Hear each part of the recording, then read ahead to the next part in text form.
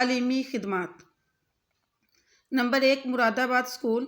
سر سید احمد خان نے 1859 یعنی 1859 میں مراد آباد میں ایک اسکول کا قیام عمل میں لائے۔ اس کے بعد سائنٹیفک سوسائٹی کی بنیاد جو آپ نے غازی پور میں 1863 میں رکھی، اور سائنٹیفک سوسائٹی کا بنیادی کام انگریزی، علمی، تہذیبی اور سائنسی کتب کا جو تھا وہ ترجمہ کرنا تھا۔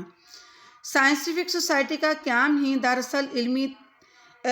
دراصل تحریک علی گڑھ کے علمی و ادبی کارناموں کا نقطۂ آغاز تھا۔ اس کے بعد مدرسۃ العلوم یعنی علی گڑھ اسکول کا قیام جو آپ نے 1875 میں ایک اسکول قائم کیا، اور بعد میں اس کو 1877 میں MAO کالج کا درجہ دے دیا گیا۔ سر سید احمد خان کی خواہش تھی، بلکہ انہوں نے اپنی زندگی ہی میں یہ کوشش شروع کر دی کہ اس کالج کو یونیورسٹی کا جو ہے وہ درجہ دے دیا جائے، لیکن اس دور میں جو حکومت تھی وہ 20 لاکھ فنڈ لینے کے بعد کالج کو یونیورسٹی کا درجہ دیتی تھی۔ سر سید احمد خان کی زندگی میں ان کا یہ خواب جو تھا وہ پایا تکمیل کو نہ پہنچ سکا۔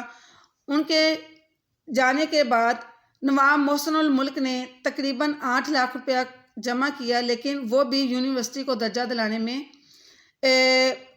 ان کی یہ کوشش بھی جو تھی وہ کامیاب نہ ہو سکی۔ اس کے بعد آغا خان نے اس کے لیے جافشانی سے کام کیا، اور انہوں نے 20 لاکھ اکٹھا کرنے کے بعد کالج کو جو ہے وہ یونیورسٹی کا درجہ دیا، اور اس یونیورسٹی کو 1920 میں علی گڑھ جو اسکول بعد میں کالج میں، اور پھر اس کو 1920 میں یونیورسٹی کا جو درجہ ہے وہ دیا گیا۔